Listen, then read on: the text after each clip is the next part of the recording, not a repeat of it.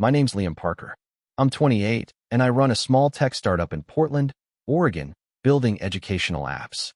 The last few years, they've been a blur of code, caffeine, and deadlines I barely survived.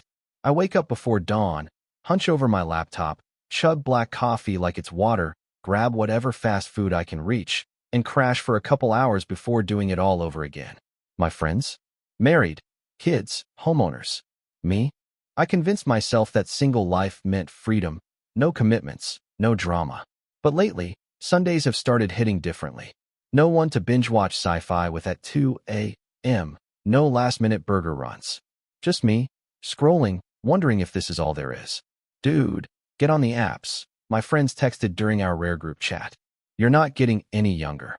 I rolled my eyes. But then one rainy afternoon, I caved. I downloaded a dating app, took a quick selfie in my cluttered apartment, stacks of books, half-empty coffee mugs, a mysterious pile of laundry in the corner, and wrote a bio.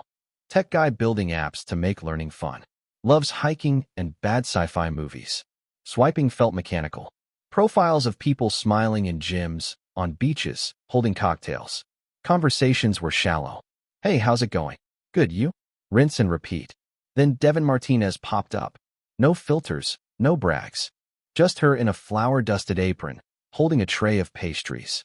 Bio, baker by day, bookworm by night. If you can handle crumbs in your bed, we might get along. I sent a message about her favorite bake. She replied with a story about her first sourdough attempt, which had come out hard enough to break her roommate's tooth. I laughed, really laughed, out loud, alone, in my apartment. And that's when it hit me, her personality. There were no games, no pretension. She asked about my startup without asking for my bank info. I told her about debugging code at 3 a.m. She told me how to salvage a collapsed macaron. It felt real. After a week, we set a Friday night meetup at a cozy Italian place downtown. I got there early, nerves buzzing like I'd chugged 4 espressos. The place smelled like garlic bread and nostalgia. I fussed with my shirt, worried she might not show, worried the chemistry was imaginary. Then the door chimed, and there she was. Devon, in a beige blouse and faded jeans, hair loosely tied, a streak of flour on her cheek. Liam, sorry, a last-minute order for cannoli. Her accent hinted at her Mexican heritage. Warm, unforced. We hugged awkwardly, and she sat across. Menu, simple pastas, pizzas, a few salads. You pick first, she said, grinning. I'll go cheap, saving for the electric bill.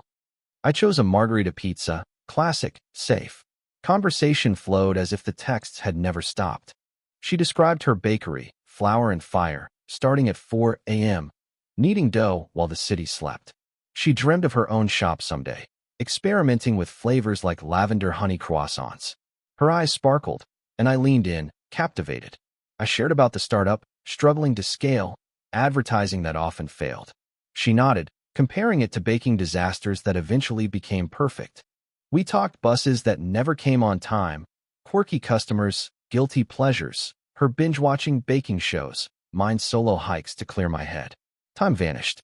Waiter cleared his throat twice before we noticed the dimming lights. Then the bill. Devon's card declined. She flushed. Oh no, I sent rent and money to my brother for tuition. Hands shaking, searching her purse. I felt empathy, not judgment. Who hasn't been there? I said softly.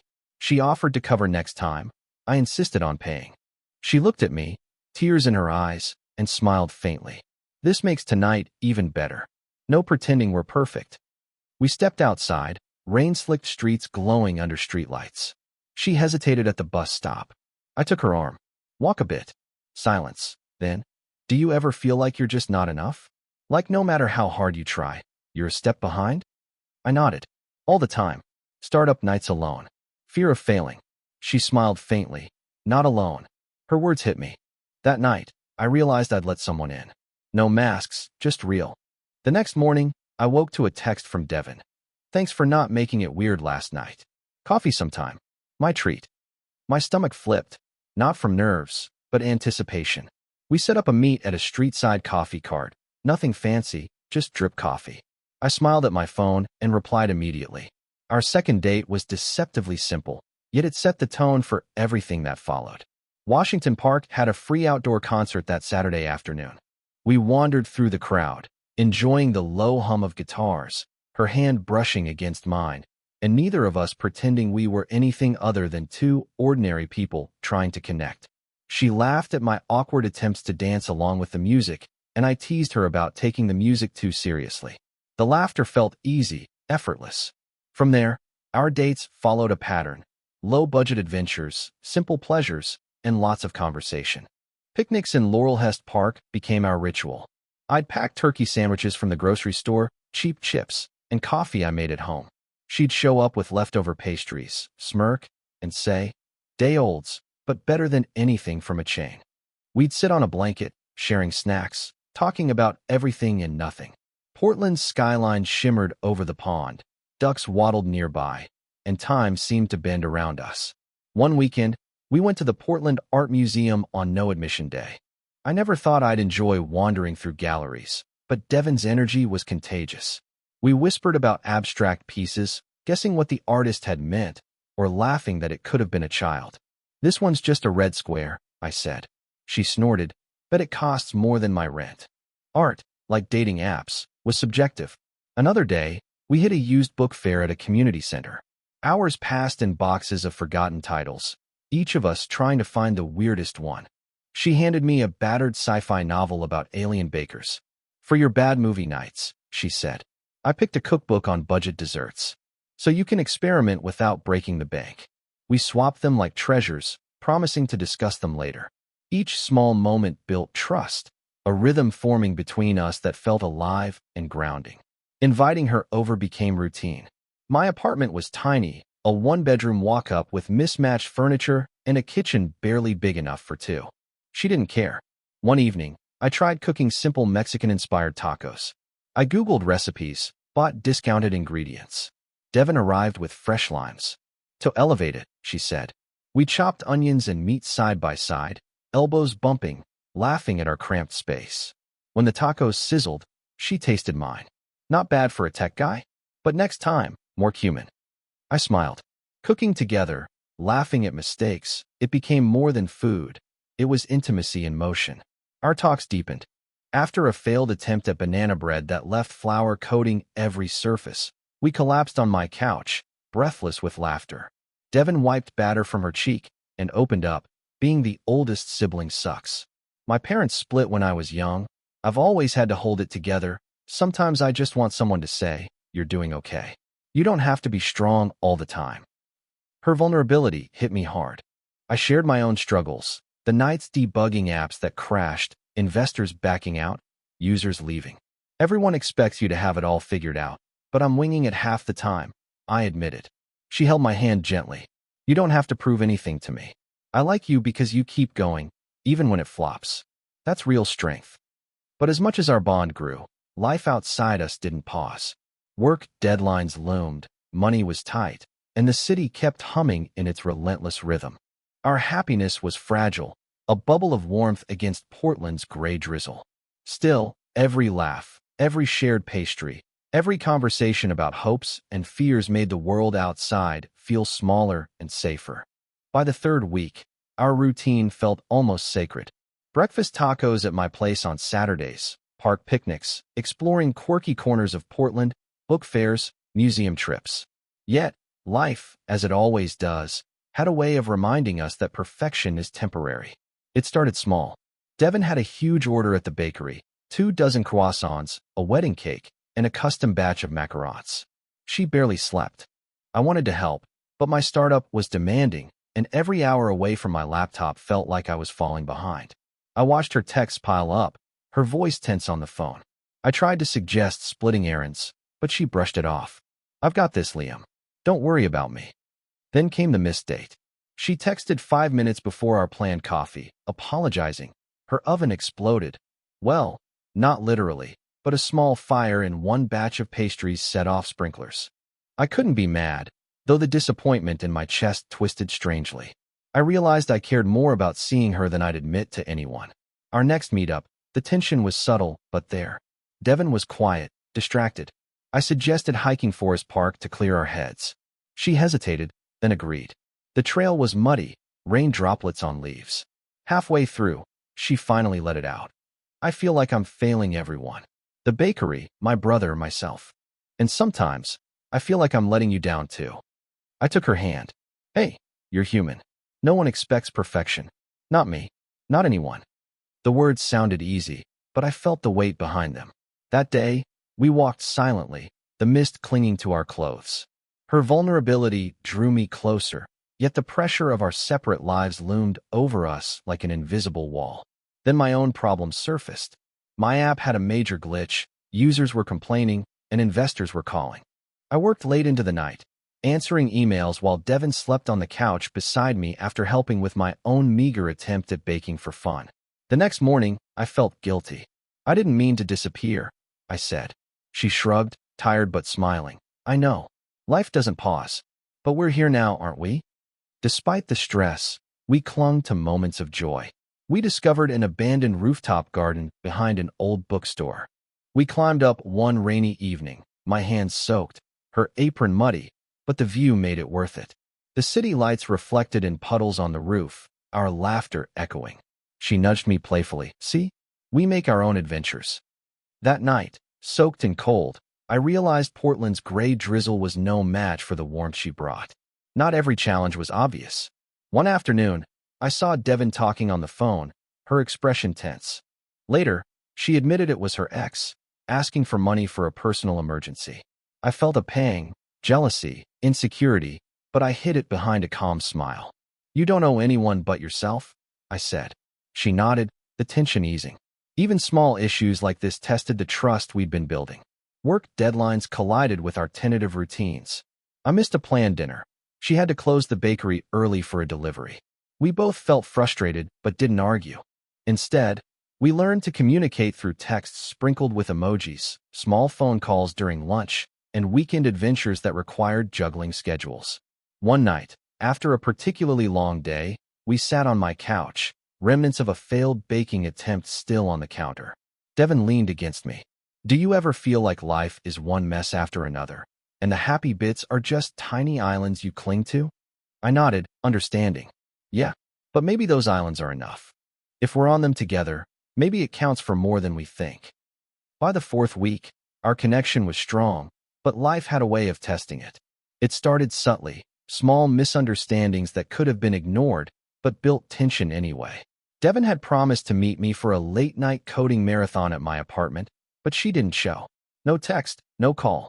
I waited, my laptop humming beside me, fingers hovering over the keyboard. Anxiety gnawed at my chest. Was she upset with me? Did I do something wrong?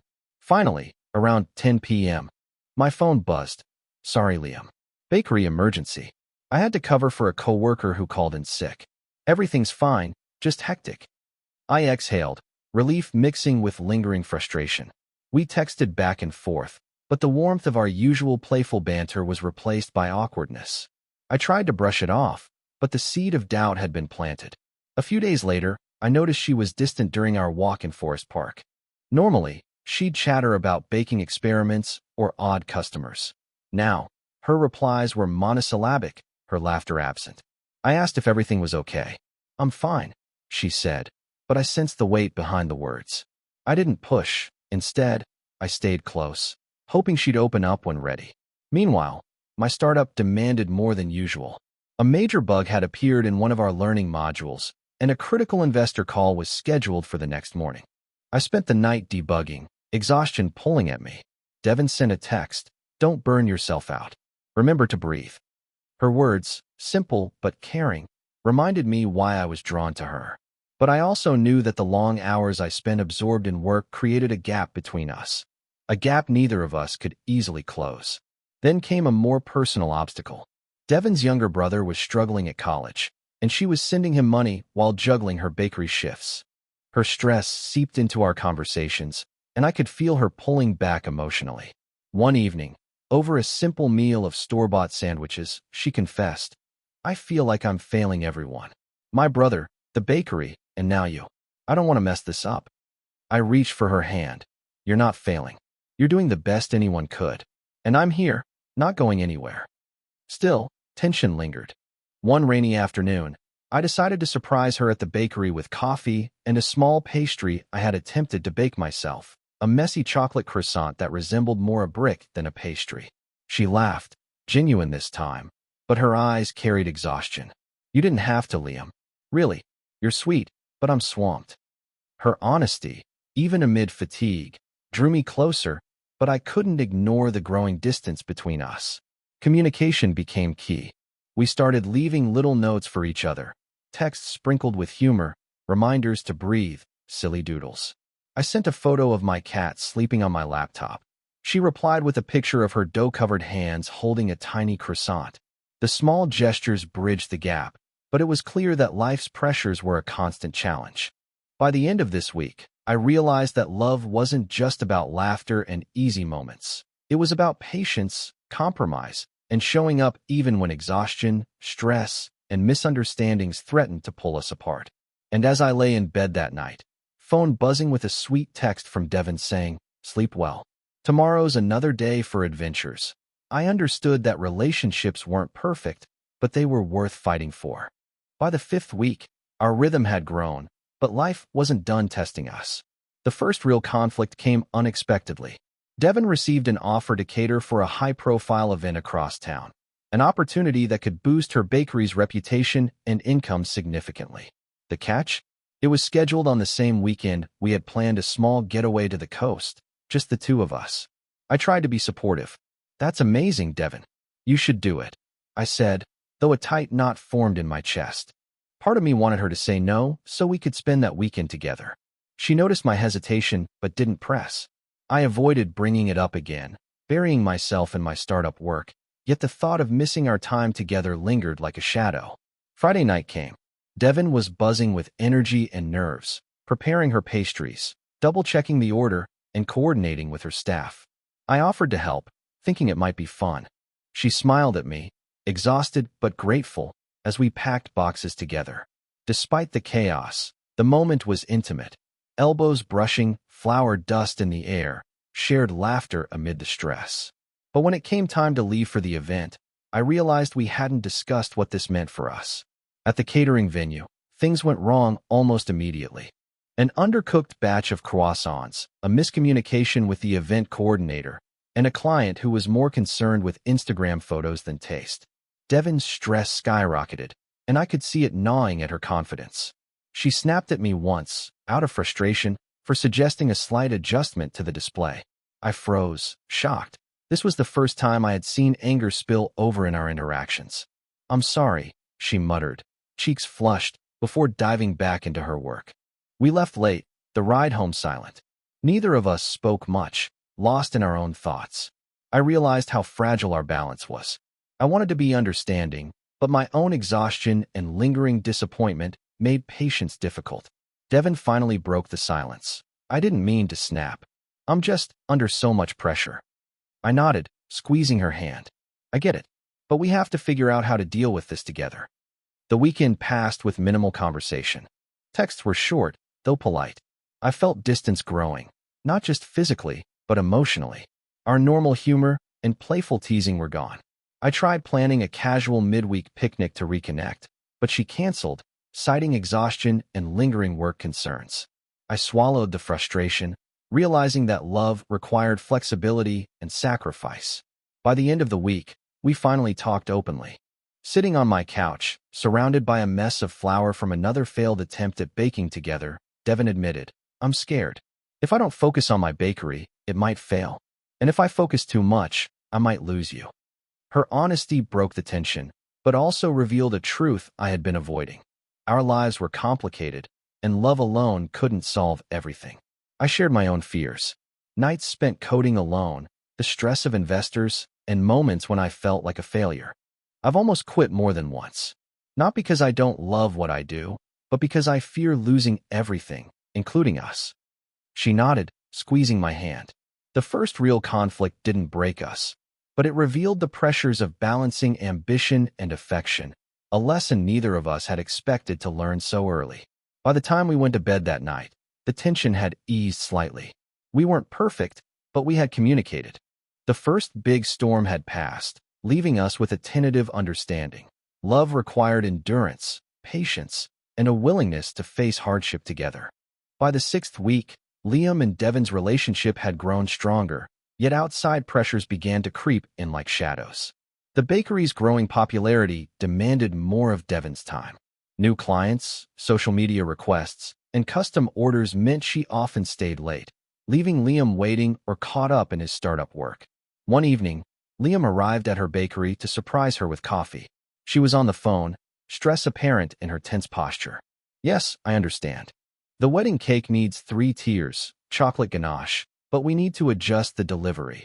Her eyes met his briefly, apologetic, then returned to the phone. Liam waited silently, feeling a pang of frustration. He wanted to be supportive, but each late night added weight to his chest. Meanwhile, Liam's startup faced an unexpected challenge. A competitor released a similar educational app, stealing some of their users. Investor pressure escalated, emails and calls stacked up, and he was forced to pull late nights debugging features. Devon noticed the shift in his energy, the distraction, the sighs over dinner. "You're exhausted," she said gently. "Talk to me." Liam shook his head, brushing it off, but inside he felt the tension growing between them. One weekend, they planned a small picnic to reconnect. Liam prepared turkey sandwiches and coffee. Devon brought pastries. But a sudden thunderstorm drenched them before they even spread their blanket. Wet, shivering, they ran to Liam's car, laughter mixed with irritation. The shared inconvenience was oddly bonding, but it reminded them how unpredictable life could be. Secrets began surfacing, not malicious, just hidden vulnerabilities. Devon confessed she had been paying off her brother's tuition secretly, afraid Liam might worry. Liam admitted he'd once considered shutting down the startup entirely, terrified of failure, but hadn't told anyone. Sharing these truths brought relief, but also unearthed anxieties neither fully understood. Then came a third-party challenge. A mutual friend of Liam's, visiting from out of state, teased him about how quickly he had lost himself in this baker girl. Devon overheard a comment and misinterpreted it as Liam's lack of seriousness.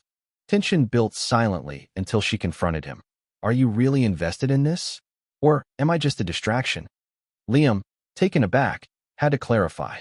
He reassured her of his feelings, emphasizing that despite stress and chaos, she mattered more than any misinterpreted joke. This week also included playful, lighter moments to balance the tension. They attempted baking a challenging dessert together, resulting in a flour explosion. Devon laughed until tears ran down her cheeks. Liam tried not to smirk at his lopsided creation. These moments, though messy, reminded them why they were together, shared laughter and authenticity. By the 7th week, Liam and Devon had weathered misunderstandings, work stress, and external pressures. Yet, their bond continued to deepen, even as life threw unexpected challenges. One Thursday evening, Liam decided to surprise Devon. He had noticed how much she loved small, unexpected gestures, like the day she found a perfectly baked baguette left on her doorstep. So he planned a random adventure night. He left a note at her bakery. "Meet me at the rooftop behind the bookstore at 7 p.m. Dress warm." Devon arrived, curious and cautious, but a smile spread across her face when she saw Liam holding a thermos of hot chocolate and a small box of pastries he had attempted to bake. The rooftop garden, abandoned and overgrown, looked magical under the soft glow of string lights he had secretly strung earlier that day. They laughed as Liam tripped over a crate, almost spilling the chocolate, and Devon steadied him with a playful push. The evening felt like a moment suspended in time. They sat cross-legged among the plants, sipping chocolate and sharing stories. Devon spoke about her childhood, about how she had always felt responsible for her younger brother, and how baking had become her way of grounding herself. Liam opened up about the startup, the late nights, the fear of failure, and the loneliness he often masked behind humor. But even in this idyllic moment, a small tension lingered. Liam knew he had an important investor call the next morning and that his focus would be pulled away. Devon sensed it too. "You're thinking about work?" she said gently. "I know. I'm sorry. I wanted tonight to be ours." Liam nodded, feeling guilty but determined to savor the evening. They agreed to put the world aside for a few hours, fully immersed in each other's company. After the rooftop, they walked through downtown Portland, rain-slicked streets reflecting neon lights. Liam noticed a small bakery competition happening nearby. On impulse, they joined, attempting to decorate cupcakes together. Chaos ensued. Icing ended up on hands, shirts, and even the floor. They laughed until their cheeks hurt, drawing curious glances from passers-by. In that moment, everything else, the startup, the bakery stress, the world outside, felt distant. Yet, the inner turmoil wasn't gone. Liam's mind wandered to investor emails, app glitches, and deadlines. Devon thought about her brother, the bakery's finances, and upcoming orders. Even as they held hands and laughed, both carried invisible burdens. This duality, joy in the moment versus anxiety about responsibilities, became a subtle theme in their relationship. Later, back at Liam's apartment, they attempted to bake banana bread, a recurring joke in their relationship due to their many failed attempts. Flour covered the counters, bowls, and their clothes. Collapsing onto the couch afterward, they lay side by side, exhausted but content. Devon whispered, "I don't want to pretend anymore. I like us, messy and imperfect." Liam squeezed her hand. "Me too. It's the chaos that makes it real." By the 8th week, the relationship between Liam and Devon had settled into a rhythm, but cracks were starting to show. Life's pressures were relentless. Devon's bakery had a sudden surge of orders due to a nearby food festival, meaning she was working 14-hour days, barely catching sleep. Liam's startup faced unexpected costs, a critical server crash, and expensive bug fixes that forced him to pull multiple all-nighters. One evening, Liam arrived at her bakery with a bouquet of wildflowers, trying to lighten the mood. Devon smiled, but the exhaustion was visible in her eyes. "Liam, you didn't have to," she began, but he cut her off gently. "I just wanted you to know I see how hard you're working. You deserve a little reminder of normal." She nodded, but her mind was clearly elsewhere. The moment was bittersweet. Love and admiration clashed with stress and fatigue. That weekend, they planned a quiet date, a simple picnic in Laurelhurst Park, hoping to escape their routines. Liam packed sandwiches, cheap chips, and a thermos of coffee. Devon brought day-old pastries from the bakery.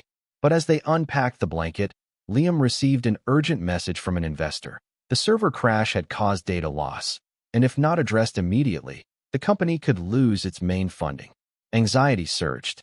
Devon noticed Liam's sudden tension. "What's wrong?" she asked, concerned. Liam hesitated but then explained the situation. Devon listened, silent at first, then gently touched his arm. "I get it, but maybe you need help? Even just someone to vent to?"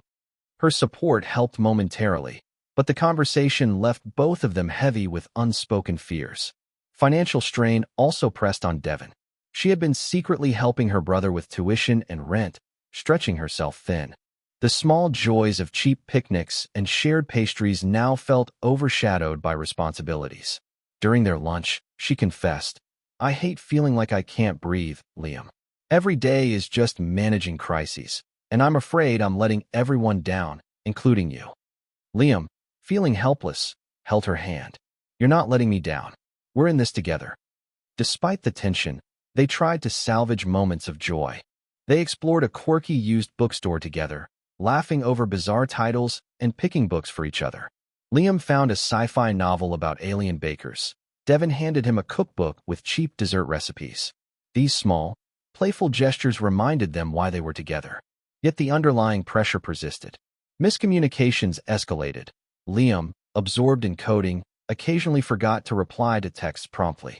Devon, exhausted and overstressed, interpreted delays as disinterest. One evening, a short text from Liam, "Fixing the bug, talk later," led to an argument. Devon felt ignored. Liam felt guilty but pressed for time. They argued briefly, but both quickly recognized the miscommunication and apologized. By the 9th week, Liam and Devon's relationship had faced subtle pressures, but nothing could have prepared them for the crisis that arrived unexpectedly. One rainy evening, Liam received a call from one of his investors. A major security breach had compromised user data on the app. Panic surged. If the breach became public, the startup could collapse overnight. Every hour counted. Devon noticed Liam's sudden withdrawal that night. He barely touched dinner and kept his eyes glued to the laptop screen. "Are you okay?" she asked softly. He forced a smile. "Yeah, just work stuff." She knew better, but didn't push. Yet a seed of doubt grew in her mind, wondering if work would always come first. The next morning, Liam rushed to the office, leaving Devon with messages left on read. She tried to focus on the bakery, but anxiety gnawed at her. By late afternoon, she noticed a troubling pattern: clients canceling orders, minor mishaps piling up. Exhaustion weighed on her. She wanted to share her stress with Liam, but he was unreachable. Their connection, carefully built over weeks, suddenly felt fragile. Tension escalated when a longtime friend of Devon's, Mark, visited the bakery. He flirted lightly, teasing her about her workaholic boyfriend, unaware that Liam and Devon were in a committed relationship. Devon laughed politely, but Liam's absence made her feel unsupported. When Liam finally called later, she voiced her frustrations. "I feel like I'm alone dealing with all this. You're always busy."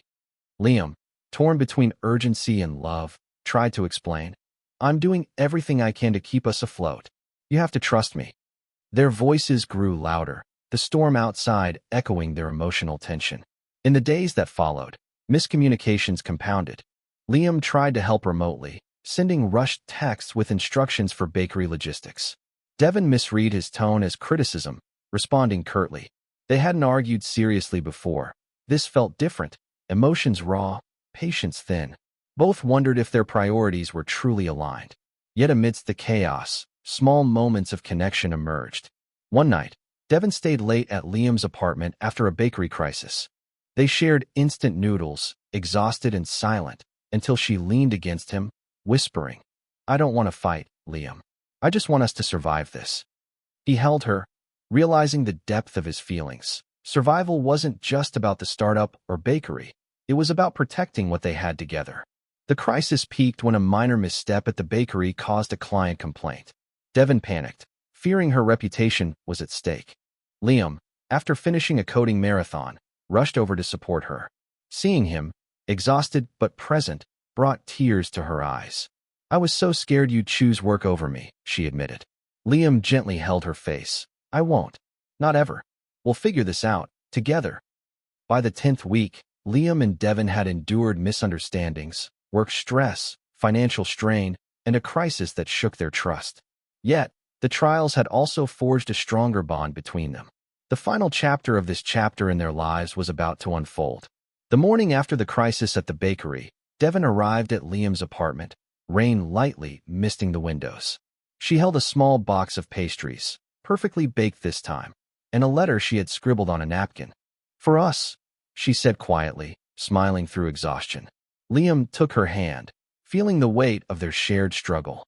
They spent the day together, first cleaning up the remnants of the previous night's chaos: flour on counters, dishes in the sink, and a half-finished coding project on Liam's laptop. Devon laughed at the mess, and Liam joined in, realizing that no matter the problems outside, moments like this were theirs alone. They cooked a simple lunch together, balancing work calls with laughter. Each small action reaffirmed their commitment: patience, empathy, and the joy of being present. Later, they decided to walk along the Willamette River. The rain had stopped, leaving puddles reflecting Portland's skyline. As they strolled, Devon paused. "I've been thinking, all this stress, all the chaos, it's made me realize what really matters. Not perfection, not success, but moments like this, with you." Liam squeezed her hand. "I feel the same. All the late nights, the disasters, even the mistakes, they've led us here. And I wouldn't trade it for anything." But life wasn't done with surprises. Liam's phone buzzed with news from the startup. The competitor app had launched a new feature that mirrored their most popular module. Normally, this would have caused panic, but this time Liam felt calm. He shared the news with Devon. Instead of worry, they brainstormed together, combining her creativity with his tech skills. "Maybe this is our chance to do something even better," Liam suggested. Devon laughed. "Only if we survive this without burning out first." The day culminated in a small, impromptu celebration on the rooftop garden behind the bookstore, the same place where Liam had planned their surprise weeks earlier. String lights twinkled above them, and Devon had brought fresh flowers from the bakery. They clinked mugs of hot chocolate, sharing quiet smiles. It wasn't grand, but it was theirs, a celebration of resilience, honesty, and the messy, unpredictable journey they had shared.